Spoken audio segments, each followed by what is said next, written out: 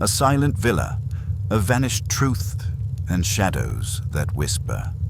Welcome to Mystery Magnifier. I am your host, Phantom. Drop your location in the comments below. Your voices make this special. Into the story we go.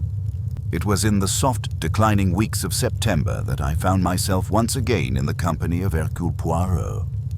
The London season had ebbed away, leaving in its wake that curious mixture of exhaustion and restlessness which afflicts the fashionable world when it has danced itself full and talked itself hoarse.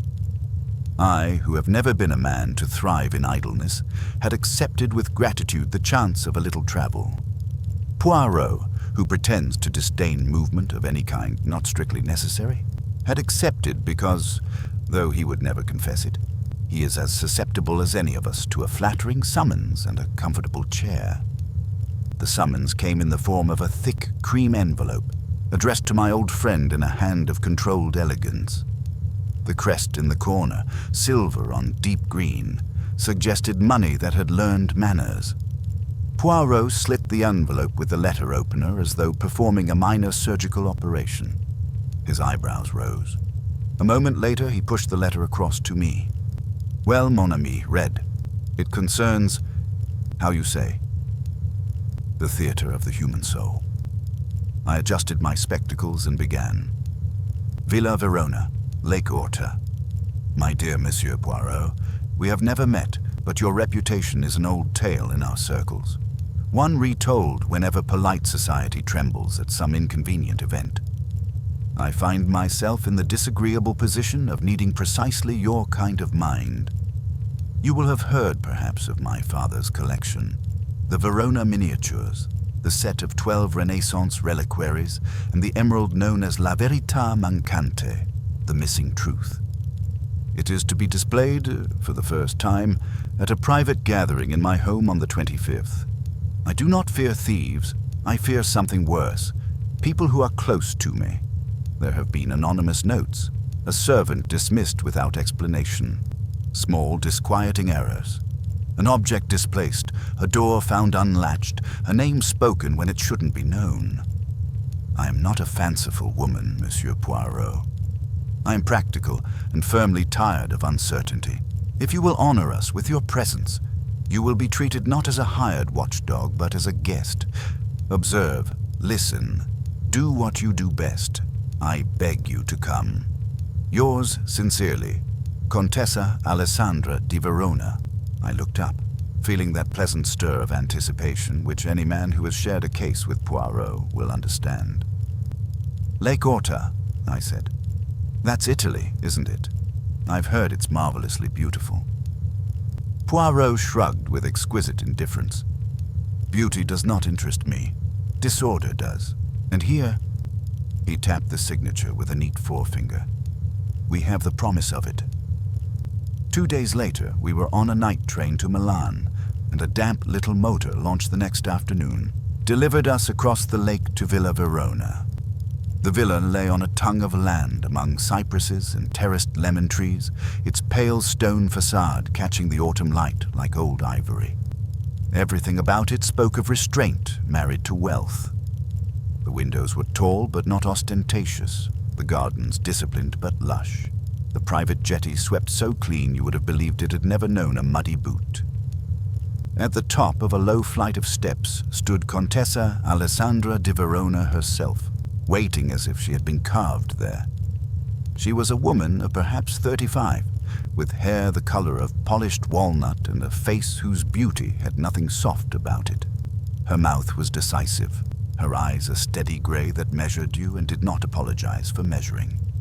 Yet she greeted Poirot with warmth that was plainly genuine. Monsieur Poirot, Captain Hastings, you are very good to come. She spoke excellent English with the faintest musical slant of Italy.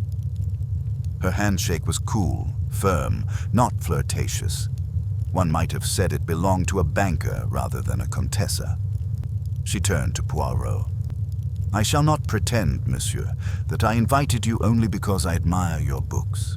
I invited you because I am afraid. Poirot bowed. Fear, madame, is sometimes the truth knocking at the door. We shall open it politely. She gave a little half-smile as if the remark pleased her despite herself, and led us inside. The entrance hall was all marble and subdued gold, with portraits of men in ruffs and women holding tiny dogs who looked as though they had never trusted anyone. A long corridor stretched away to the right. To the left, through double doors, I glimpsed a salon where a tea table was laid with almost military precision. "We arrive a little before the others," said the Contessa. "I thought it good we speak while the house is not yet full of voices." A tall man was waiting in the salon. He rose when we entered and came forward with the light, easy grace of someone for whom luxury is the natural climate. "My cousin, Marco Bellini," said Alessandra. "The villa is in his care while I'm away. Marco, this is Monsieur Poirot and Captain Hastings." Bellini was about 40, dark-haired, handsome in a sunburned Mediterranean fashion, with the kind of smile that makes women think they are already in on the joke. "Ah, Poirot, the famous little grey cells themselves." He kissed Alessandra's hand with extravagant affection. "Cousin, you have imported a legend." Poirot's eyes, which missed nothing, rested for a fraction too long on that kiss. "Legends are only useful," he said pleasantly, "when the story is true." Bellini laughed lightly. "Then we shall see, no?" Before Poirot could reply, another person entered from the corridor, a woman in a pale traveling suit, her black hair braided close to her head. Her face was striking rather than pretty, and the expression on it suggested she had stepped into a battle already underway. "Alessandra," she said without preamble, "the car from Milan arrived early. I hope I'm not—" "Not at all, Gina. You are just in time to meet our guests. Monsieur Poirot, Captain Hastings. This is Signora Regina Lazzari, Gina, my oldest friend." Gina gave us a quick, appraising look. "Poirot? Yes, I know who you are. You make people uncomfortable." "I hope only the people who deserve it, madame." She snorted, whether in amusement or exasperation I could not say, and moved to the window as if she wanted air. Alessandra poured tea herself. "You see," she said quietly, "already the house begins. People arrive, and each brings their own weather." Poirot took his cup, sniffed, and nodded approval. The Contessa's hand was steady, but I noticed the faintest tremor in her left wrist as she set the teapot down. "How many guests, madame?" Poirot asked. 10 besides ourselves. It is a family gathering, in name if not always in affection. There will be my step-uncle, Riccardo di Verona, and his daughter Sophia. There will be Dr. Luciano Ferri, my father's physician and executor. There will be Professor Henri Duval, French art historian. There will be Father Anselmo from the Abbey, and there will be 2 English people, Lady Catherine Huxley and her son Stephen. My father was generous to them once." "Ah," said Poirot softly. "Generosity is often a seed. One does not know what grows." Alessandra set her cup down with a click. "That is why I asked you here." She leaned slightly forward. La Verità Mancante will be shown tomorrow evening after dinner. Tonight there will be music, wine, conversation. The lake will make everyone sentimental. But I want you to look past that. Someone here has been moving in the shadows of my house. I do not know who. I do not know why, yet I have the sense, like a hand at the back of my neck, that what is about to happen is not only theft." Poirot nodded as though she had stated something as ordinary as the time of day. "You have received notes," he said. "Show them."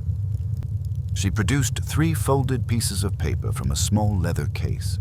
Each was written in a different hand. The messages were brief, but there was a chill to them, like air from a cellar. You display what should stay buried. Truth has a price. When the emerald is shown, a lie will die. I read them once and then again, but could make nothing of them. Poirot read them without hurrying, his face perfectly blank.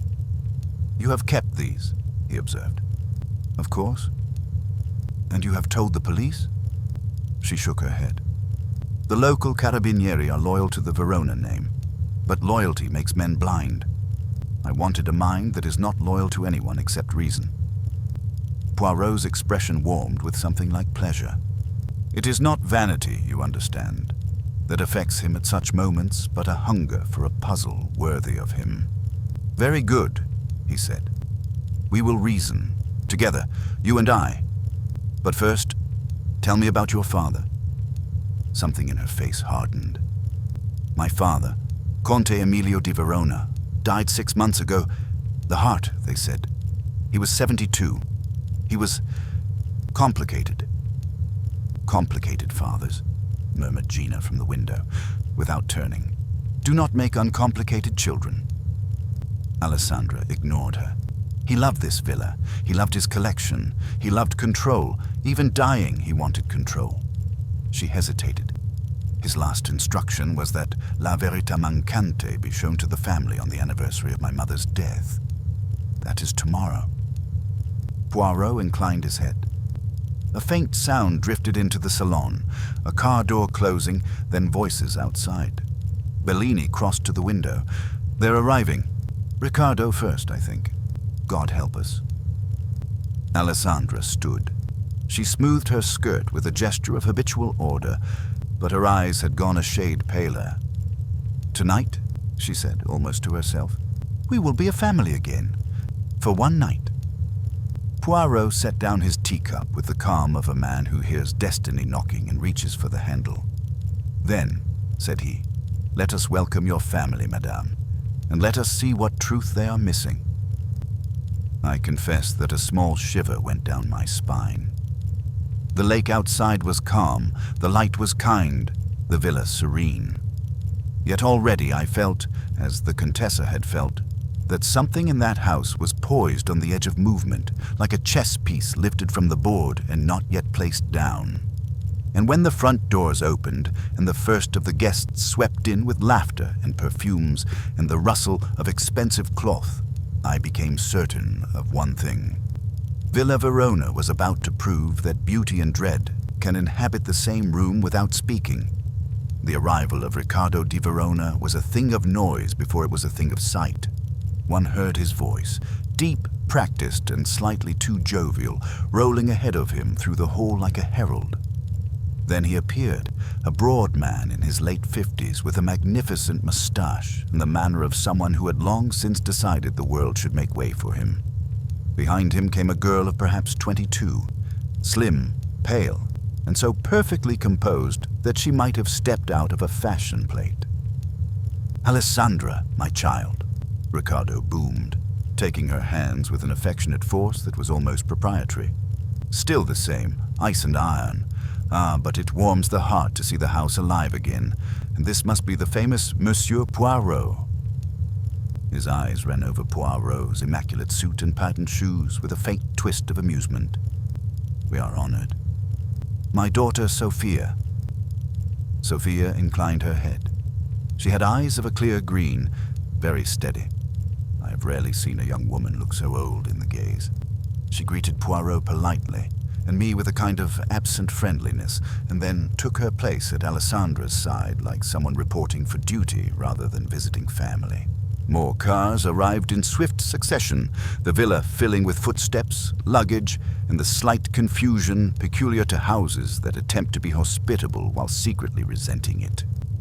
Dr. Luciano Ferri was next, a thin, alert man in spectacles, with a gray fringe of hair combed so straight it looked as though he had ironed it. He bowed to Alessandra with professional respect, and to Poirot with an interest that was not entirely friendly. "Your reputation, monsieur, is formidable," he said. "I hope you will not find our little gathering tiresome." Poirot smiled sweetly. "Tiresome things are often the most instructive, Doctor." Professor Henri Duval arrived with a leather portfolio under his arm and the delighted air of a schoolboy allowed into a museum after hours. He was a small, neatly bearded Frenchman with fingers stained faintly by ink, and he spoke of the lake and the villa and the anticipation of viewing the Verona reliquaries as though these were all a single fine poem. Father Anselmo came almost silently, a tall Benedictine in a black habit, with a face as calm as still water. He kissed Alessandra's hand with grave kindness. "Peace to this house, Contessa," he said. "May your father's memory be honored." "I hope so," she replied. The English guests arrived last, somewhat separate from the others. Lady Catherine Huxley was a large, handsome woman with silver hair arranged as if it had been negotiated into place. Her blue eyes were sharp, not unkind, and she carried herself with the self-assurance of someone used to being listened to. Her son Stephen had the athletic good looks of a man in his early 30s who had never learned to look entirely at ease in his own skin. He shook my hand heartily enough, but his glance towards Como, or perhaps I should say towards Alessandra, was quick and strangely guarded. Only one remained unaccounted for, a certain step-aunt or perhaps step-uncle's wife I had not yet fully sorted out in my mind. But before I could ask, a ripple went through the hall. "Ah, Sophia," sighed Marco Bellini under his breath, "here comes the storm." A woman swept in on a current of perfume and satin, her figure tall and still remarkably youthful for her age, her hair bright gold and arranged in an elaborate chignon that shouted Paris rather than Italy. She wore black, but in the manner of a duchess at a birthday party. One wanted to call it theatrical mourning. "Alessandra!" she cried, and embraced the Contessa with a suddenness that made me blink. My poor darling girl, to think of us all here without Emilio, it breaks the heart. "This is my stepmother, Contessa Vivienne," Alessandra said to Poirot with a tone so neutral it might have been glass. "Vivienne, Monsieur Poirot and Captain Hastings." Her stepmother's dark eyes assessed Poirot in one smooth, practiced sweep. "Of course," she purred, "the little Belgian miracle. Emilio spoke of you once, Monsieur. He admired cleverness in others, when it did not inconvenience him." Poirot bowed. "Then perhaps I shall be convenient, madame." She laughed, low and rather charming, and glided away toward the salon, already gathering attention. Within half an hour, the house had taken on that peculiar atmosphere of forced conviviality, which, to my mind, is always a shade more strained in families than among strangers. Nobody quite knew where to stand. People smiled, too much or too little. Old stories were offered like olive branches and accepted with polite caution. Yet the surroundings were so beautiful, the lake so tranquil beyond the windows, that the scene had a kind of dazzling unreality, as though an opera were about to begin and the orchestra had not yet tuned. Dinner was served at 8. The table was long, lit by low candles whose flames reflected in the silver like a necklace of tiny, tremulous stars. Alessandra presided at the head, calm, self-possessed, speaking when necessary, but never letting herself be drawn into Vivienne's flamboyant reminiscing or Ricardo's boisterous anecdotes. Poirot sat to her right as a guest of honor, and I found myself on her left with Lady Catherine beside me. Across the table, Gina watched everybody with that restless, sharp-eyed detachment of a person who has long since stopped expecting fairness from life. I have always admired Poirot at table. Nothing escapes him, yet he gives no sign. His gaze passes lightly over a gesture, a tone, a hesitation, and stores it away like a coin dropped in a pocket. Meanwhile, he talks of trivialities with immense charm. Ricardo drank heavily and grew louder. Vivienne drank little, but managed to appear as if she had sipped an entire vineyard. Duval was in ecstasies over the family history, constantly drawing Emilio de Verona into conversation as though he might still be seated among us.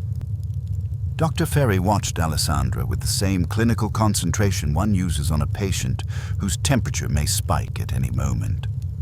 Stephen Huxley ate very little. He seemed preoccupied, though he forced himself into occasional smiles at his mother's remarks. After dinner, we moved to the music room. A young maid in a grey dress drew back the shutters, and the lake lay beyond as smooth and black as lacquer. For a time, there was a kind of languid gaiety. Sophia played a Chopin nocturne with considerable feeling. Vivian sang an Italian love song in a contralto that was both too practiced and too personal. Marco lit cigarettes for anyone who wanted one and played the easy host. Poirot, I noticed, did not smoke, but he remained near the mantelpiece where he could watch the flow of people. Alessandra, perhaps to keep her hands steady, occupied herself arranging the flower bowl on the console by degrees so slight they would have escaped anyone with less than Poirot's attention. It was near 11 that the first little jar came. We were in the middle of a general drift toward the terrace for coffee when a sharp cry sounded from the corridor. It was not loud, but it carried like a needle through silk. Everyone turned. A maid stood at the doorway, chalk white. "Contessa, please." Alessandra was on her feet instantly. "What is it, Teresa?" The girl swallowed, eyes wide on the faces staring at her. "The cabinet room, signora. The door, it is open." There was a moment's silence so complete that the ticking of a side clock became suddenly deafening. Then Riccardo gave a short bark of laughter. "Open? That room is always locked like Fort Knox, is it not?" Alessandra did not answer him. She had gone very still, as a deer does before it bolts. Poirot moved first, with the briskness of a man stepping into a rehearsal he has already imagined. "Come, madame," he said quietly. "We will look." We followed her out into the corridor. The villa seemed strangely hushed now, the laughter behind us muffled as if by distance rather than by walls. Halfway down the passage, an oak door stood ajar. Alessandra's hand went to her throat. Gina caught her elbow, hard. Inside, the cabinet room was cool and dim, lined with glass cases and small pedestals. It smelled faintly of cedar and old velvet. I saw at once why Teresa had cried out. The case at the far end, the one Alessandra had described to us earlier as holding La Verità Mancante until tomorrow evening, was standing open. The velvet-lined recess within was empty. Alessandra took one step, then stopped as if struck. Her voice, when it came, was very low. "It was here. I saw it myself this afternoon." Poirot did not go to the case immediately. He looked around the room first, at the windows, the other cabinets, the floor, the lock lying neatly on the glass shelf as though placed there by a careful hand. Then, very softly, he said, "Mes amis, it seems the affair at Villa Verona has begun sooner than we expected." For a second, nobody moved. We stood bunched in the doorway like school children caught peeping into a forbidden room, all our fine clothes suddenly ridiculous in the face of that bare square of crushed velvet. The emerald's absence seemed to swallow the light. Then Vivian di Verona made a sound between a gasp and a laugh. "Alessandra, my dear, are you sure? Perhaps your nerves—" Alessandra turned on her with an odd, cold violence. "Do not be foolish, I'm sure." Riccardo pushed past us into the room with the heavy impatience of a man arriving late to outrage. He stared at the empty niche, then whirled round. "This is monstrous. Who has a key?" "Only I," said Alessandra, and her voice tightened. "And Marco? My father's rooms were sealed after his death. The cabinet room key has never left my possession." Marco Bellini lifted his hands. His earlier good humor had flattened into something brittle. "Cousin, on my honor, I have not touched it. Why would I? The jewel is the family pride. We were to see it tomorrow. You," Gina remarked from behind me, "have always liked family pride when it could be pawned." Marco shot her a look of real anger. "That is cheap, Gina. Cheap is the right word tonight." Lady Catherine made her way slowly into the room, peering into the open case with frank curiosity. "Is it theft, then? The emerald gone already? Alessandra, you should call the police at once." "No," said Poirot softly. Every head turned toward him. He had stepped fully into the room now, but he still had not approached the case. His eyes were on the lock that lay on the shelf. It was unbroken. The tiny keyhole at its center looked clean, almost polished. "Not yet, madame," he added. "Let us first understand what has happened. The police arrive. They trample, they shout, they make the little facts go away. Here we will keep the little facts." Ricardo snorted. "Little facts? There's a great big fact, Monsieur Poirot. The jewel is gone." Poirot regarded him with mild reproach. "Even a great big fact has parents. We must meet them." He crossed to the case and bent slightly, not touching the edges, only looking, his hands clasped behind his back, the picture of immaculate restraint. I watched him with that old mixture of admiration and impatience. To me, the thing seemed plain enough. Someone had opened the case and stolen the emerald. Yet Poirot's stillness suggested there were subtleties I had not seen. "Teresa," Alessandra said sharply to the maid who hovered in misery by the door. "How did you find the room?" I was bringing more candles, Signora. For tomorrow. I passed the corridor and saw light under the door. I thought perhaps you were here. But when I called, no one answered. So I pushed. It opened. Light under the door," Poirot repeated gently. "At what time, ma petite?" "Just now, monsieur. Not 10 minutes. Before you came, the door was shut?" "Yes, monsieur. Always you pass this corridor." "Sometimes, monsieur. I have never seen this door open at night. Never." Poirot nodded and dismissed her with a small wave. She fled gratefully. "Someone was in this room not 10 minutes ago," I said, unable to hold it in. "We should lock the house? Search everyone?" Gina finished for me with a dry edge. "Yes, Hastings. The obvious." "The obvious," murmured Poirot. "Sometimes it is a lantern, sometimes it blinds." He went to the door and looked at the threshold. No dust disturbed outside, no hurried prints. Whoever left did not run. "That is interesting." Duval was hovering at his shoulder like an anxious sparrow. "Monsieur Poirot, this emerald, its history is famous. Its setting alone, the gold filigree, one cannot hide it in a pocket." Poirot smiled at him. "Ah, but pockets, Professor, are made for hiding." Stephen Huxley, who had remained at the back, made a short movement as though to speak, then stopped. His face had gone a shade whiter than before. His mother glanced at him, frowning. "Stephen, are you well?" "Perfectly.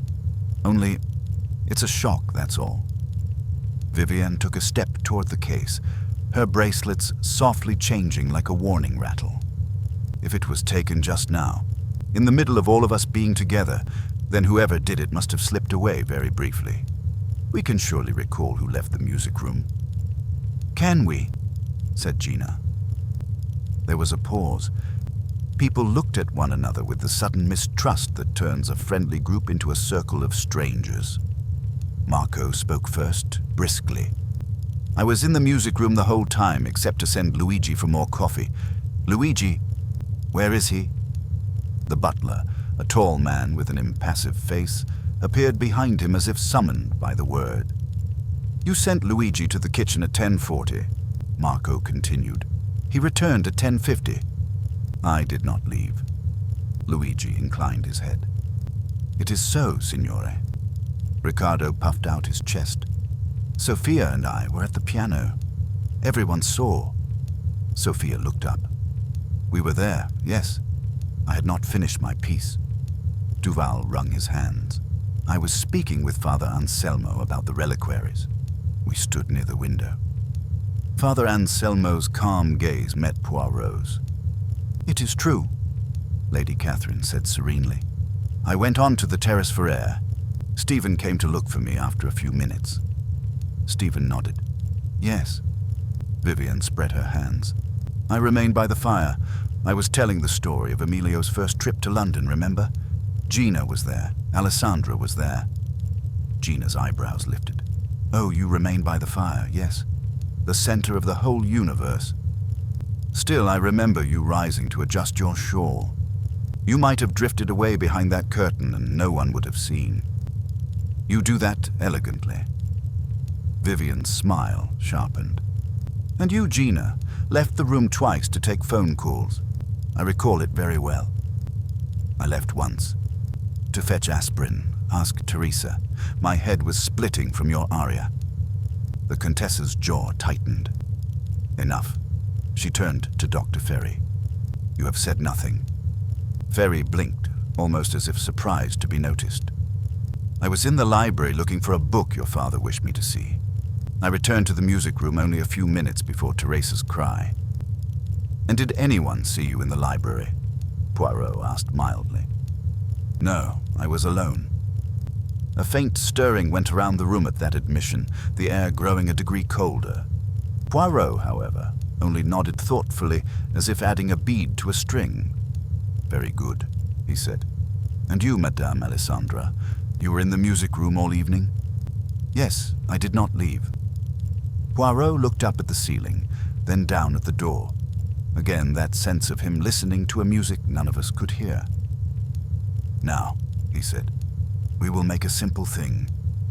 We will close this room and nobody enters it again.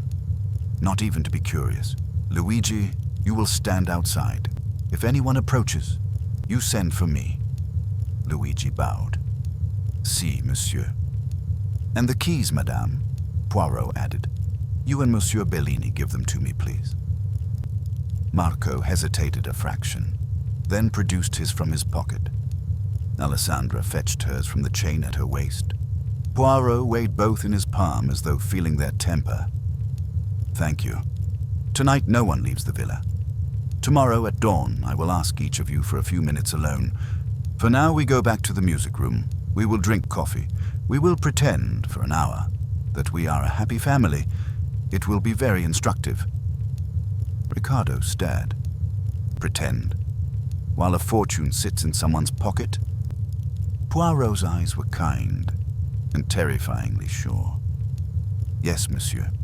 Because if we pretend we are not afraid, those who are afraid will show it." He shepherded us out. As we filed back down the corridor, I glanced behind me and saw Luigi taking up his post, the door of the cabinet room shut once more like a mouth holding a secret.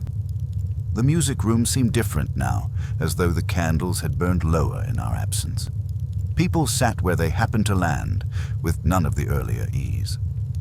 Vivienne poured herself a brandy she did not drink. Duval talked too quickly about the humidity affecting old jewel clasps. Lady Catherine's voice rose into bright commonplaces that fell flat. Through it all, Poirot sat quietly by the mantelpiece, one small hand cupping his coffee, his eyes moving from face to face with the delicate patience of a fisherman watching the float. I found myself studying them too. Who among this polished company had stolen the emerald under our very noses? And why did it feel, as I watched Alessandra's pale, rigid profile, that theft was only the first note of a darker tune? At last, near midnight, Poirot rose. "Mes amis," he said pleasantly, "it is late. You will sleep. You will dream. Perhaps your dreams will tell you what your wakefulness does not. Good night." One by one they drifted away, the corridor swallowing them like water. When the last footsteps had faded, Poirot turned to me. "Hastings," he said quietly, "this was no simple theft." I stared. "What do you mean?" "The jewel—" "The jewel," he interrupted softly, "is the bait. The hook is something else. And already in this house, there is a lie that is beginning to die." His gaze went to the dark lake beyond the glass. The villa was still, yet I felt with a certainty that made my skin prickle that somewhere behind one of those closed doors, a mind was not sleeping at all, but waiting. I slept badly that night. The villa, for all its stately calm, had become to my senses like a ship that has taken on a secret list. One hears the faint creak of timbers, the soft stir of water, and cannot tell whether it is ordinary settling or the prelude to disaster. Somewhere a door clicked once, very softly. Once I thought I heard feet on the terrace gravel. Each time I told myself it was nothing, and each time my mind denied the reassurance, like a spoiled child. When daylight came, it was the pearly, almost colorless light that hangs over lakes in early autumn. From my window, I could see the water lying flat and innocent, with the islands beyond like green stones dropped into glass. The world looked incapable of crime. Yet at breakfast, the sense of strain returned at once. Alessandra was already seated when Poirot and I entered the dining room. She had the air of a woman who has not slept but has refused to let it show. A pot of coffee steamed beside her, untouched. Marco Bellini sat opposite, an unopened newspaper spread before him like a shield. Gina was there too, cigarette in hand, despite Luigi's pained glances. The others drifted in one by one, their faces variously blank, defensive, or too bright. Vivian made a performance of laughing at something Stephen said, but her fingers worried the stem of her glass. Ricardo ate heartily, but I noticed he never met anyone's eye for long. Sophia sat very straight, her hands folded, looking as though breakfast were a formal audience with a king. Duval was pale and fluttery. Dr. Ferry's expression had settled into professional neutrality, which in itself felt like concealment. Father Anselmo said little, but his quiet gaze moved often to Alessandra, as though in prayer. Poirot, as always, seemed to float above the scene. He sipped his chocolate, commented on the excellence of the bread, and waited until plates were cleared and the coffee poured fresh. "Now," he said at last, folding his napkin with exactitude, "I will trouble each of you for a short conversation, one at a time, if you please. Not to accuse, but to understand. Madame Alessandra has kindly offered me the blue sitting room." Ricardo pushed back his chair. "Let us make an end of it quickly, eh? I, for one, do not enjoy being treated like a schoolboy." "And yet," Gina murmured, "schoolboys are often treated so because they steal apples." He glared at her, but said nothing. "I will begin with you, Monsieur Ricardo," Poirot said pleasantly. "You're eager, yes? Come." Ricardo lumbered out. The door closed behind them. In the sudden quiet, it was extraordinary how loudly the lake birds called outside. The first interview lasted perhaps 10 minutes. Ricardo returned, his moustache bristling, and went straight to the terrace without a word. Poirot beckoned Sophia next. She rose, smoothing her skirt with a small automatic gesture, and followed in silence. As they went, Lady Catherine leaned toward me. "I've never been fond of these continental theatricals," she said in a crisp whisper. "They make one feel one has stepped into a melodrama." "I'm afraid melodrama is precisely what we may have stepped into," I replied. She gave me a quick, shrewd glance. "Poirot seems very certain of himself." "He always is," I said. "It's how he keeps the rest of us from falling over." She made a small sound of amusement, but I saw her eyes flick toward her son. Stephen was staring down at his cup, not drinking. His jaw had a set to it I did not like. After Sophia came Duval, then Vivienne, then Dr. Ferry. Each returned to the breakfast table, or rather to the ruin of breakfast, carrying something different on their face. Duval looked relieved, as though he had escaped a trap by luck. Vivienne looked offended, but beneath it I thought I saw the faintest thread of unease.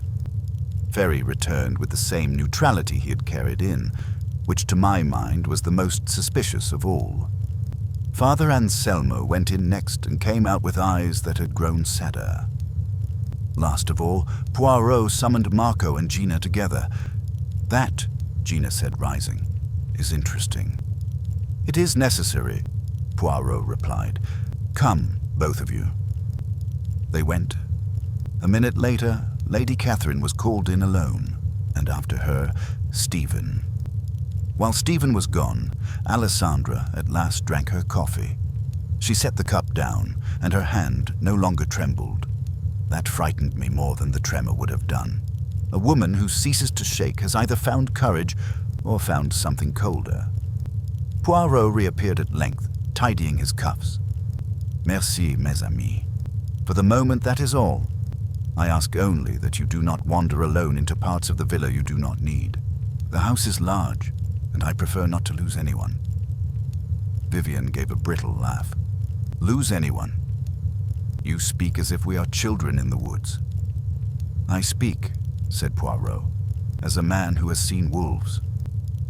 His tone was light, but something in the little pause after the word made the room shift. Alessandra stood. "Monsieur Poirot, have you learned anything?" "Some things," he said gently, "but not yet the one thing." "And the emerald?" Poirot's mouth curved. "Ah, the emerald. Let us go now to see its empty bed once more, with fresh morning eyes." We followed him out. Luigi was still at his post in the corridor, pale but proud of his vigilance.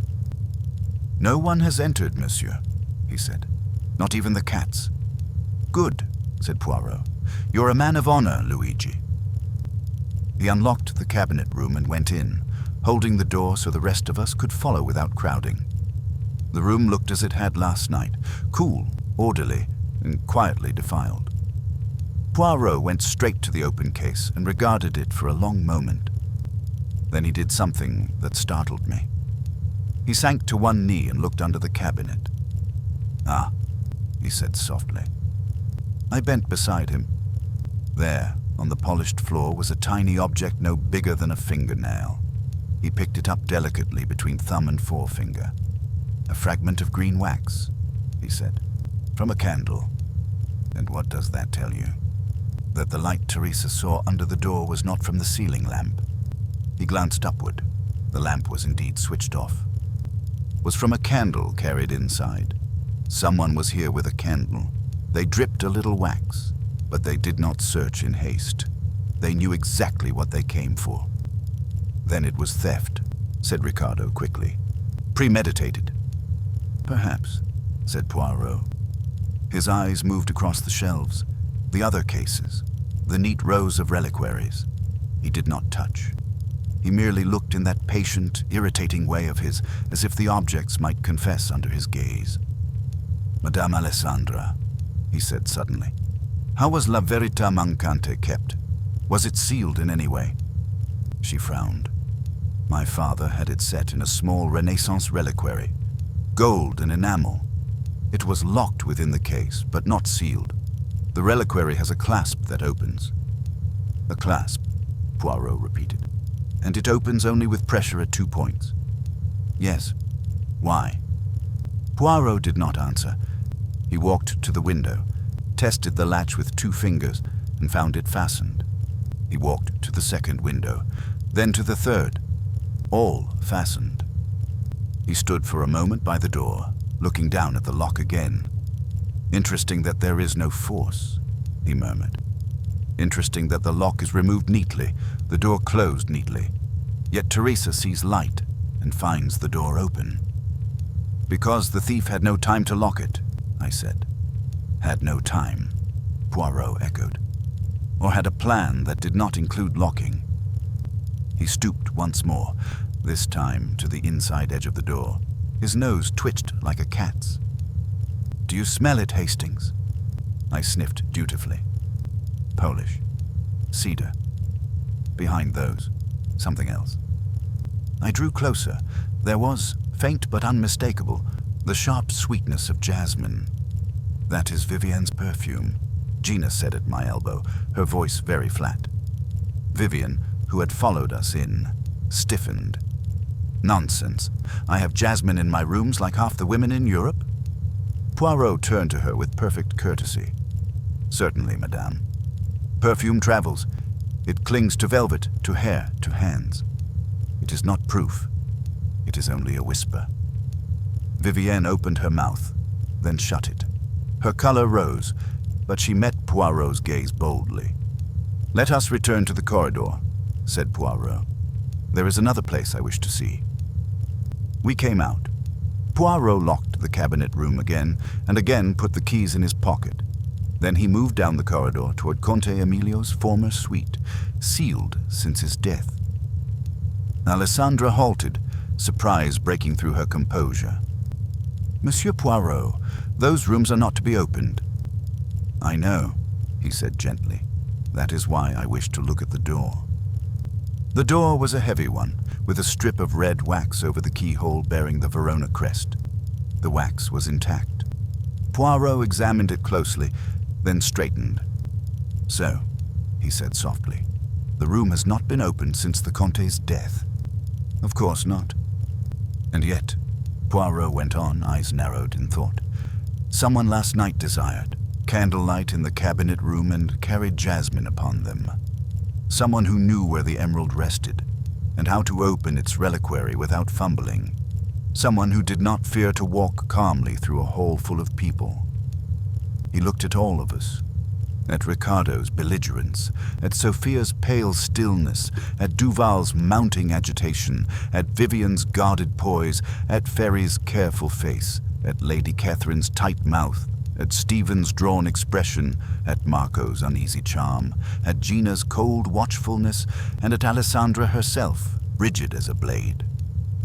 "I think," he said quietly, "we are not hunting a thief only. We are hunting a truth.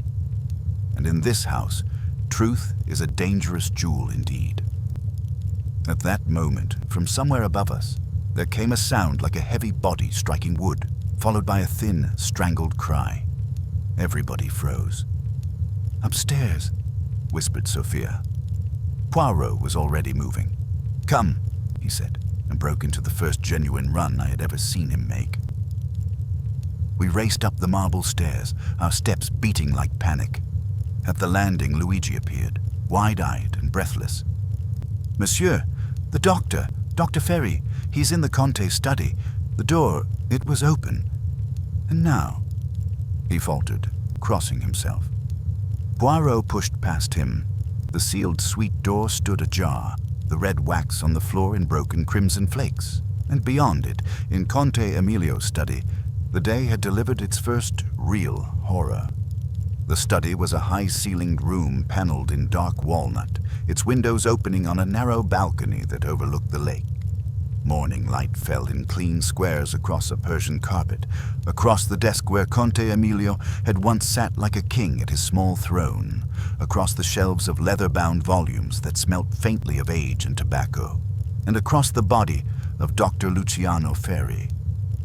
He lay on his back in front of the desk, one hand flung upward as though to ward something off, the other still clutching the edge of his waistcoat. His spectacles were gone. A thin line of blood had trickled from his temple onto the carpet. His face, usually so composed, was distorted in the final rigidity of surprise. For a moment, I could not breathe. A kind of choking silence took us all. Then Vivian gave a small, high moan and caught at the doorframe. Lady Catherine pressed a hand to her mouth. Duval began murmuring, mon Dieu, like a prayer he did not believe in. Ricardo took 2 steps forward as if intending to lift the body, then stopped, horrified by the sight of his own impulse.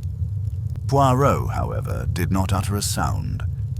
He moved into the room with that curious cat-like neatness of his, not hastening, not lingering, only placing each foot where it would do no harm. He knelt by Ferry's side, his face close, his fingers hovering in the air but not touching. "He is dead," he said at last, so quietly that it seemed more a statement to himself than to us, and not long dead. Alessandra had gone very white, yet she did not tremble. She stepped into the room and stood beside Poirot, looking down at Ferry with a kind of shocked contempt. "But why was he here?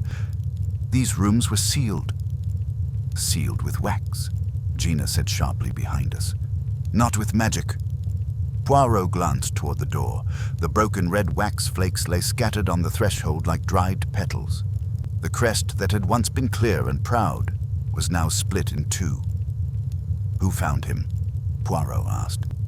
Luigi swallowed. "I did, monsieur. I was bringing linens to Signora Vivienne's maid. I passed the corridor and saw this door open. I thought perhaps the Contessa had come. Then I heard a sound inside, like a fall." "You entered?" "No, monsieur. I called. There was no answer. Then I looked. I saw him. I ran for you." Poirot nodded. "You did well." Ricardo exploded in sudden fury. "This is madness. Ferry was alive 10 minutes ago in the cabinet room. We were all there. Someone has broken into my brother's rooms, killed the doctor, and stolen the emerald in one night. We must call the police now." "Yes," said Lady Catherine firmly. "This has gone beyond private inquiry." Alessandra opened her mouth, but Poirot spoke before her. "The police will be called, certainly," he said with a calm that cut through Ricardo's bluster like a blade. "But I beg you 2 minutes first. 2 minutes to see what they will not see when they arrive." He turned back to the body. Very gently he lifted Ferry's wrist between 2 fingers, felt, then let it fall. He leaned closer to the temple wound. "It is not a stabbing," he murmured, "nor strangling. A blow, hard. The head struck, perhaps the corner of the desk." "But there's no weapon," I said. Poirot did not answer at once. His eyes passed over the desk, the fireplace, the balcony door, the shelves. They stopped on something that made his lids narrow. "Ah," he said softly. "What is this?" On the desk, perfectly square, lay a sheet of paper. It was not part of some scattered correspondence. It had been placed there with intention. Poirot lifted it by the corner. There were only 2 lines upon it, written in a tight, slanting hand. "Truth has a price. You won't pay it." Alessandra made a sound that was almost a laugh, but had no humor in it. "One of the notes," she whispered. "Not exactly one of the notes," Poirot corrected gently. "The handwriting is similar, but not identical. See, Hastings, the pressure on the downstrokes is heavier, the angle a degree more severe." I stared. "You can tell that in a glance?" Poirot looked at me with mild pity. "Why else are you my friend, Hastings, if not to remind me of the limitations of the brave?" Gina bent over the desk, her eyes sharp. "He was threatened, or warned, but why come here at all? He said he was in the library last night. He said he came back to the music room only before Teresa cried out. He was the only one without a witness." Ricardo snatched at the air. "He was lying then. He was the thief. He came here last night, broke the seal, hid the emerald in my brother's rooms, and you see, someone caught him and killed him." Duval nodded feverishly. "Yes, that explains why he was alone." "Moment," said Poirot. We all turned. Even Ricardo fell silent at the peculiar edge in Poirot's voice. It was not loud. It did not need to be. "Monsieur Ricardo, how do you know the seal was not broken last night already?" Ricardo blinked. "Because it was intact when we were in the corridor a quarter-hour ago." "Was it?" Poirot asked mildly. "Or did you assume so because you expected it to be?" Ricardo flushed. "I saw it." "Did you?" Poirot's tone remained gentle, but his eyes held like steel. "You stood here, yes, but in the crowd. The wax is small. The crest is higher than your eyes. It could have been neatly cut and reset. Or perhaps not reset at all, only hidden by shadow. We do not yet know when this door was opened." Alessandra's voice came low. "Monsieur Poirot, are you saying—" "My father's rooms may have been entered last night." "I say only that it is possible," Poirot replied, "and that possibilities must not be dismissed because they are inconvenient." Lady Catherine took a steadying breath. "Are you suggesting the doctor came here to look for something and someone followed him?" Poirot looked at her, then at Stephen, whose face had tightened in a way that was almost painful to see. "That is one possibility," he said. "Another is that someone wished to bring the doctor here. Another still, that someone wished him found here." Vivian, who had been very quiet, gave a sharp little laugh. "You speak in riddles, Monsieur Poirot. A body is a body. A murderer is a murderer." "Ah, madame," Poirot said softly. "But sometimes the body is also a message." He walked to the balcony door. It stood ajar, letting in a ribbon of lake air. He looked down at the latch, at the thin smear of mud on the stone threshold. "Someone went out onto the balcony," he murmured. "In haste." I leaned to see. The mud was fresh, damp, the kind that clings to a shoe after a walk in the garden. "But the balcony is on the second floor," I said. "They couldn't have gone anywhere from there except back in." Poirot's gaze traveled over the balustrade, down to the roofline below, to the trellis where pale ivy climbed. "They might," he said quietly, "if they were agile, or if they were expected." Gina let out a short breath. "So we have a thief, a broken seal, a dead doctor, and a balcony escape. Wonderful. What next? Do we wait for the third note to arrive, tied to a corpse?" Alessandra turned on her. "Gina." "No," Poirot said, raising a small hand. "Let her speak. The anger is honest. It will help us." He returned to the desk and glanced, once more, at the paper. Then he looked at the shelves behind it. "Madame Alessandra," he asked suddenly, "did your father keep any private papers here? A will? Letters?" "Yes," she said slowly. "There was a locked drawer, but Ferry had the keys as executor." Poirot nodded as if that were exactly what he expected to hear. "Then perhaps," he said softly, "the doctor came for the papers. Or the papers came for him." Riccardo swore. "This is intolerable. I'm calling the Carabinieri." "Do so," said Poirot at once. "But first, Lieutenant," he turned to Luigi, who had stiffened at the word police. "You will find the others and bring them down to the salon. Not to this room. I do not wish them to see more than they must. Tell them it is necessary. Tell them I ask it." Luigi hesitated only a heartbeat, then nodded and went. Poirot looked at us, at the pale Contessa, at the angry cousin, at the stepmother whose eyes had begun to shine with calculated grief, at the English woman and her silent son, at the priest with his sorrow, at Gina with her clenched jaw. "Mes amis," he said quietly, "last night the emerald vanished. This morning the doctor dies in a room that should have been closed. One crime has opened the door for another, and now the killer knows we are awake." He paused, and in that pause I could feel the air in the study thicken. "So," Poirot finished softly, "we must be more awake still." We went down to the salon in a kind of stunned procession, leaving Poirot for a few minutes alone in the dead man's study. I disliked it. There is something unnatural in walking away from a corpse before the authorities arrive. But Poirot's manner had been so quietly imperative that no one thought to resist. Perhaps, too, each of us was grateful to be removed from that dreadful stillness upstairs. The salon, with its pale walls and delicate chairs, looked indecently cheerful now. The French window stood open to the garden, and the smell of damp earth and lemons drifted in. Yet the people who gathered there made a picture of anything but ease. They did not sit so much as drop into seats. Faces were drawn, voices sharpened by fear into brittle edges. Riccardo had already telephoned the Carabinieri. He paced in front of the fireplace, mustache twitching, anger trying to disguise panic. "This is what comes of keeping secrets in a house," he thundered. "Emilio's collections, Emilio's cursed theatrics. Now we have an honest man murdered in his study like a rat in a trap." Vivian, draped on a chaise like a tragic heroine, dabbed at dry eyes. Luciano was a dear man, a loyal man. If Emilio trusted him alone with his papers... She let the sentence trail off and looked meaningfully at Alessandra. Alessandra did not react. She sat very straight in an armchair near the window, hands folded in her lap. The composure she wore was no longer natural, I thought. It was armor. Only, her eyes betrayed her, fixed on something far away, as if she were conducting some private reckoning.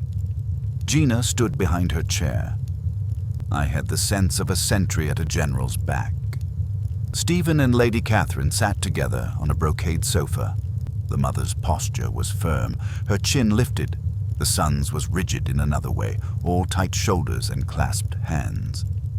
Duval had taken to wandering aimlessly among the tables, stopping to stare at a porcelain figurine, then moving on without seeing it. Father Anselmo sat apart, fingers moving lightly over a rosary, hidden in the sleeve of his habit. Marco Bellini had chosen a seat by the drinks trolley and was pouring himself a brandy with hands that were far from steady. When he caught my look, he forced a shrug. "Normal people do not get murdered before lunch," he said.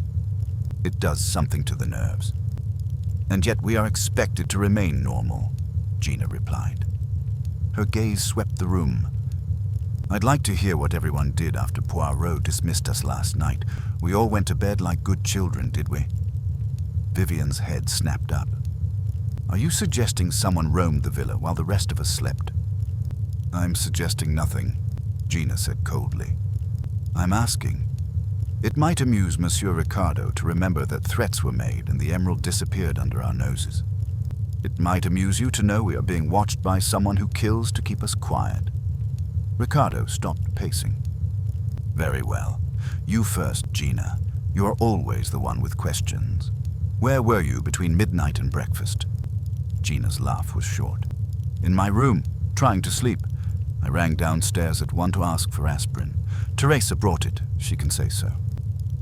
Teresa, hovering anxiously near the door, nodded at once. "Madame Vivienne," Ricardo demanded, turning on her. Vivienne flung her hands out in elegant irritation. "In bed, of course. I read for an hour. My maid can tell you. I did not leave my suite." "Your maid sleeps like a stone," Marco muttered. "She wouldn't know if you danced the tarantella on the roof." Vivienne's eyes flashed. "Careful, Marco." He drank his brandy and looked away. Ricardo went down the list as if taking attendance. Sophia had gone at once to her room and written letters, she said, and indeed a blotting pad and half-finished envelope on her writing desk would corroborate it. Duval had sat on the terrace for a time, smoking, then retired to his room. He looked affronted that anyone should question him. Father Anselmo had prayed in the small chapel on the second floor until 1:30, and then returned to his cell-like room. Lady Catherine had taken a sleeping draught and been asleep by 12:30. Stephen said he had walked a little in the garden to clear his head, then gone to bed at 1. "And you, Marco?" Ricardo asked. Marco lifted his glass. "Bed. With a headache and no desire to see anyone's face, least of all yours." "And Alessandra?" Alessandra's voice, when she spoke, was level. "I sat in the blue sitting room for a time. I could not sleep. At about 1, I went to my bedroom. I did not leave it again." "So," Ricardo said, spreading his arms, "we are all saints, except a man is dead." "It is not so simple," came Poirot's voice from the doorway. He had entered without anyone noticing. That in itself unsettled me more than I can say. He looked impeccably composed, as though he had been taking a stroll rather than examining a corpse. In his hand, he held a small leather notebook. "Not so simple at all," he repeated gently and glanced round the room. "Ah, you make the little interrogation without me. Très bien. It saves time." Ricardo bristled. "Do not sneer, monsieur. We are trying to understand who among us went for a midnight walk," Poirot finished. "Yes, a natural thought. But we must not build castles from shadows." He moved to the center of the room, and though he spoke softly, everyone leaned in as if pulled by a thread. "Listen. The doctor was killed by a blow to the head. The blow was delivered in that study, and he fell where he lay. There was no struggle. That means he trusted the person with him, or he did not have time to distrust." Vivienne made a small sound. "You say 'with him,' as if you are sure he was not alone." Poirot gave her a little bow. "Madame, a man does not strike himself and then kindly place a threatening note on his own desk. Someone was there. Someone came to that door with purpose." Duval wiped his forehead. "But how? The suite was sealed." "Seals are for honest people." Poirot's eyes flicked to Alessandra. "The wax could be cut, lifted, replaced. The question is not whether the door could be opened. The question is why Ferry opened it, or why someone wanted him to." Gina leaned forward. "Did you find something in the study, Poirot?" "Yes." He drew from his waistcoat pocket not the note. We had all seen that, but a small object wrapped in a handkerchief. He unwrapped it and held it up. It was a key. "The key to the Conte's private drawer," Poirot said. Alessandra's head lifted sharply. "But I thought Luciano had it." "He did. Now it is in the lock." "You mean the drawer was open?" Marco asked. "It was open and empty." A silence dropped like a curtain. "Empty," Ricardo repeated hoarsely. "What was in it?" "Letters," Alessandra said slowly. "My father kept letters there, and his second will." Vivienne's breath caught audibly, too quickly for grief. Poirot's gaze touched her like the point of a pin, then slid away. "Not only letters," Poirot murmured. "There was also a little black book, a ledger in which the Conte wrote his private accounts. It too is gone." He paused. "And perhaps something else. Something we do not yet know." Lady Catherine spoke sharply. "So the doctor was killed because he surprised a thief in that room?" "Perhaps." Poirot's eyes remained thoughtful. "But note this, madame. The door to the suite was open when Luigi found it. Not pulled nearly shut, not half closed, open. That is careless for a thief who must escape, unless carelessness was part of the design." Stephen's voice came suddenly, strained. "You mean someone wanted the body found there?" Poirot looked at him with that peculiar gentleness he sometimes uses like a rope to draw the truth out. "Why do you think so, Monsieur Stephen?" Stephen flushed. His mother laid a hand on his arm, warning. But he spoke anyway. Because it points to the doctor. Everyone will say he broke the seal, came in, stole papers, and someone killed him for it. It makes him the center of everything. The missing emerald, the missing will. Convenient." Poirot gave a tiny nod. "You have intelligence, monsieur." "Yes, it is convenient. Convenient things are often arranged." Ricardo's face darkened.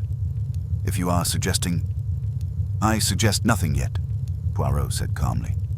"I observe. I arrange. I let the little grey cells make their dance." He turned to Alessandra. "Madame, before the police arrive, tell me one thing. Did your father ever fear anyone in this house?" Alessandra hesitated. Everyone watched her. In that moment, I felt how heavy silence can be. At last, she said very quietly, "My father feared humiliation. He feared losing control. He feared the truth of his own life becoming public." Vivienne moved, a rustle of silk. "Alessandra." Poirot lifted a hand. "Merci. That is enough for now."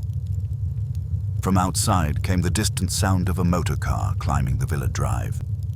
Tires on gravel, a door slamming, voices. "The carabinieri," Marco said under his breath. Poirot's gaze traveled once again around the faces in the room, and I saw him noting something, some flicker, some tightening, some breath held too long. He looked satisfied, not with cruelty, but with the satisfaction of a man who feels the puzzle beginning to fit. "Good," he said softly. "Let them come. We will allow them their questions. But remember, mes amis, there are two crimes here, the one you see and the one that walks behind it." He went toward the hall to meet the police, and as the rest of us began to rise in a confused, frightened tide, I found myself watching the Huxleys. Lady Catherine's chin was still high, but her fingers had gone white around her handbag clasp. Stephen stared after Poirot with a fixed, haunted intensity. And in the instant the salon emptied, I realized that the lake air had turned colder, though the sun still shone. The day wore on in a blur of uniforms, questions, and the sharp smell of official tobacco. The carabinieri arrived in a buzzing cluster, Lieutenant Bianchi at their head, a compact man with quick eyes and a mustache that tried very hard to look severe. He was respectful to Alessandra, politely skeptical of Poirot, and openly delighted to have a murder in a house where everyone spoke too well and lied too quietly. Poirot yielded the study to them, pointed out the obvious without insisting on it, and spoke of timings as though he were discussing train schedules. The lieutenant listened, nodded, and promptly did exactly what Poirot had predicted. Ordered half the villa searched with great boots and greater impatience, questioned the servants in a chorus, and began to build a case against the dead man because a dead man cannot protest. By late afternoon, the mood in the villa had thickened to something almost tangible. Nobody trusted anybody, and everyone tried to appear as though they did. Alessandra moved like a figure in a painting, calm and remote. Riccardo blustered at the lieutenant and at fate. Duval fluttered and wrung his hands. Sophia watched everything with those old young eyes.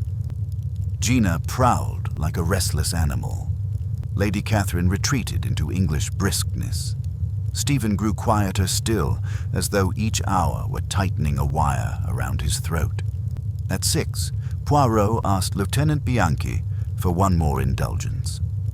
"Before you take anyone away, mon cher lieutenant," he said with suave humility, "allow me a little reunion in the salon. A family has its pride. Better they hear the truth from me than from a newspaper tomorrow. After that, you may do what you wish." Bianchi, who secretly enjoyed a theatrical moment himself, agreed. So we gathered again in the pale salon as dusk came down over Lake Orta, the windows showing a strip of grey water and the first lights pricking the far shore. There was firelight now, and the room felt close, conspiratorial. Luigi stood by the door as if guarding a courtroom. The lieutenant and 2 of his men remained discreetly at the back. Poirot placed himself before the mantelpiece. He looked very small and very exact in that large room, but I have seen him stand so before murderers and bring them to dust. "Mesdames, messieurs," he began softly, "we have had in this house 2 crimes that are, in truth, one." Riccardo snorted. "One? The emerald and the doctor. They are linked only because they happened in the same cursed villa." "Ah," said Poirot, "and because they were done by the same hand." The silence that followed was so sharp I heard the fire settle. "Let us take the first matter," Poirot went on. "Last night, La Verità Mancante vanished. The case was opened with no force. The thief knew of the reliquary clasp and how to press it without fumbling. That tells us, not a stranger, but someone who had watched the Conte handle it. Someone familiar with his habits." He lifted one finger. "Second, the thief used a candle. Why? Because to switch on the lamp would throw a bright bar of light under the cabinet room door and be seen from the corridor. A candle makes only a small glow, enough to see by, not enough to betray you. A drop of green wax fell. Teresa saw that glow not 10 minutes after it happened. Therefore, the thief slipped away, calmly, in the middle of our gathering." His eyes traveled lightly over the faces and stopped just for a breath on Vivian. "Third, at the cabinet room door there was the scent of jasmine. Not proof, no, only a whisper. But whispers matter when they agree with other truths." Vivienne said coolly, "Perfume is everywhere in this house." "Indeed," Poirot said pleasantly, "and yet the jasmine was on the inside edge of the cabinet room door, not floating in the corridor. It was left by someone who stood close to it while carrying the jewel out." He lifted a second finger. "Now the second crime. This morning, Dr. Ferry was found dead in Conte Emilio's sealed suite. The seal was broken. The private drawer was open and empty. The ledger was missing. A note lay on the desk, echoing one of the anonymous warnings, and the balcony door stood ajar with fresh mud upon the threshold." "There you are," Riccardo burst out. "The doctor broke the seal to steal papers. Someone surprised him." Poirot shook his head gently. "No, no. If Ferry had come to steal, he would not leave the door wide to be found. He was a cautious man. He had lived among secrets for years. He did not open that suite for himself. He was brought there." "Brought," Sophia repeated faintly. "Yes, by a message, an urgent request, something that told him the Conte's drawer must be opened at once. Who could send such a message? Someone in the house, someone who knew the drawer existed and that Ferry held the key." He paused, letting that settle. "Ferry came. He opened the drawer. What did he find? The new will, and the ledger that explained it. At that moment, the person who summoned him struck him from behind with the bronze paperweight on the desk. Poirot turned slightly. Bianchi's men stiffened, remembering the weight already backed by evidence. A single blow. No struggle. Then the killer placed upon the desk a note to make it seem Ferry was the guilty center. Finally, the killer left by the balcony, because to return through the corridor would mean passing the salon where you all stood not long before.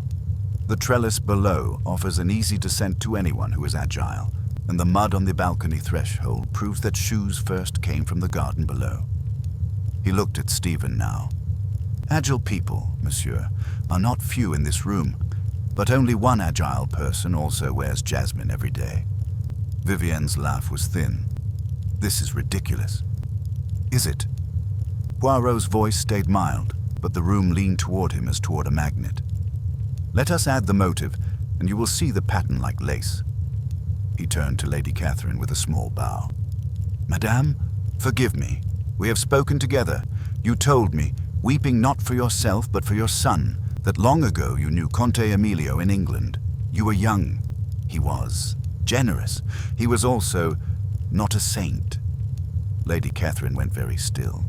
Her hand found Stephen's without looking. Emilio di Verona, Poirot continued gently, had a son. Not in Italy, in England. A son he supported quietly, at a distance, because it suited his pride to keep control and avoid scandal. He wrote of this in his ledger. And in the last months of his life, perhaps because his conscience was waking, perhaps because he admired courage where he had once feared it, he made a second will. In that will he acknowledged Stephen Huxley as his child and left him la verità mancante. A sound escaped Ricardo that was half fury, half disbelief. Sophia's lips parted. Duval actually gasped. Alessandra's face did not move, but her eyes closed for a long moment as if she were absorbing a blow she had long expected. Vivienne went a shade paler under her rouge. Ah, you see, Poirot said softly. Now the emerald is not merely a jewel. It is a truth. A truth that would humiliate some, disinherit others, and overturn the careful hierarchy of this family. He spread his hands lightly. Who would fear that truth most? Not Madame Alessandra. She already inherited the villa and the collection. Not Monsieur Ricardo. He blusters. Yes, but he still has his comforts. Not Sophia, nor the professor, nor Father Anselmo. The one who stood to lose everything at once was the woman who had built her life upon being the Conte's widow and the family's grand Contessa. Vivienne's voice came sharp. You're accusing me because I am a convenient villain. No, madame, said Poirot, because your actions fit the facts. He ticked them off with exquisite calm. You wrote the anonymous notes to frighten Alessandra and to prepare the stage. You stole the emerald last night by slipping from the music room when all eyes were on your performance. You had watched the Conte open the reliquary many times. You knew the clasp. You carried a candle to avoid attention and left a drop of wax. You brushed against the cabinet door with your jasmine-scented shawl. Then you hid the emerald, not to sell at once, but to remove it from tomorrow's display where the Conte's will would have been read and the truth declared. Vivienne opened her mouth, but Poirot did not allow her air. This morning, you sent Ferry a note, perhaps in the same hand you used for one of the first warnings, asking him to come to the study at once. You knew he held the key to the private drawer. You needed those papers before anyone else saw them. He came, unsuspecting. He opened the drawer. He read. And he told you, because he was an honest man, that he must obey the Conte's last wishes. In fear and rage, you struck him. You staged the desk note. You left by the balcony to avoid the corridor, descending to the garden where you had already arranged your route, hence the mud, and you returned to your suite just as Luigi raised the alarm. For the first time, Vivienne's composure cracked. It was not hysteria. It was a cold, swift calculation failing. You have no proof, she said, but her voice was thin as paper. Poirot nodded. Proof you will see in a moment. He turned to Lieutenant Bianchi. Mon cher lieutenant, the emerald is in Madame Vivienne's jewel case inside the false bottom. You may verify. Bianchi hesitated just long enough to look important, then signaled his men. One left the room. Vivienne gave a little choking laugh. Absurd. You will find nothing. Perhaps, Poirot murmured, but your face, madame, is already finding it. Alessandra rose slowly. Her voice was very quiet. Vivienne, you killed him because you feared what my father wrote. Vivienne's eyes flashed to her with something like hatred, then, almost as quickly, with something like terror. He ruined me, she said hoarsely. He used me, paraded me, and then in death he meant to make me ridiculous. An English bastard inheriting the Verona jewel, the family laughing at me. I would not allow it.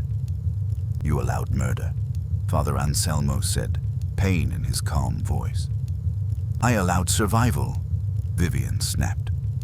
At that instant, the officer returned, carrying a velvet case in a gloved hand. He opened it. There, nested like a dark green star in its gold filigree reliquary, lay La Verità Mancante. Vivienne's shoulders sagged. The room seemed to exhale at once, but it was not relief. Only the grim settling of truth in its place. Bianchi stepped forward. Contessa Vivienne di Verona, you're under arrest for the murder of Dr. Ferry and the theft of the emerald. Vivienne straightened. She looked round the room, perhaps seeking an ally, perhaps only wishing to memorize those who would remember her fall. Her gaze struck Stephen briefly with a contempt that was almost triumphant. You will have your truth now, she said to him. See how it tastes, soaked in blood. Then she allowed the police to take her. For a long while, nobody spoke. The fire crackled. Somewhere outside, a bird called once into the dusk. At last, Alessandra said, very steadily, Monsieur Poirot, thank you. Poirot bowed. It is not thanks you owe, madame. It is courage. Truth is always missing until someone dares to find it. She looked toward Stephen. The young man's face was gray, his eyes bright with a stunned, grieving wonder. Lady Catherine's hand stayed on his arm like an anchor. Alessandra walked to him. She held out her hand. My father's sins are not yours, she said quietly. Whatever he meant to do, you are still blood. We will speak again when this is less raw. Stephen stared at her hand as if it were a lifeline thrown across deep water, then took it. Later, when the villa had emptied of uniforms and sobs, and the night lay calm again on the lake, Poirot and I stood on the terrace. The air was cold enough to sharpen the mind. You knew early, I said. From the jasmine. From the candle. Poirot shook his head. Those were only threads. The picture came when I saw the missing ledger. A man like the Conte records his secrets. To steal a jewel is easy. To steal a truth? That is the real motive. He looked out over the dark water, his face softened by something almost like sadness. It is a strange thing, Hastings. People think truth is a light. Often it is a knife. But still, without it, we live blind. So we must take the knife and learn to hold it properly. He turned to go inside, tidy as ever, already pulling his collar straight.